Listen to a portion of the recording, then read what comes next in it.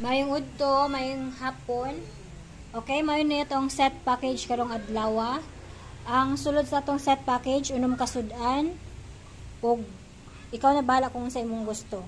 And ayan ang atong belly, tulo lang ka kilo, pero dako niyang belly kay gadugang siya og 2 ka kilo, kay gusto niya 5 ka kilo iya ha. And ayan, lechon na lechon, luto kayo na itong lechon. Ayan, dako kayo niya ang lechon. Pokpok. Ayan. Tapos na lumpia, fried chicken, chicken cordon, pork ginagmay, and pansit. Ayan, may gatong pansit. Shhh! Saba!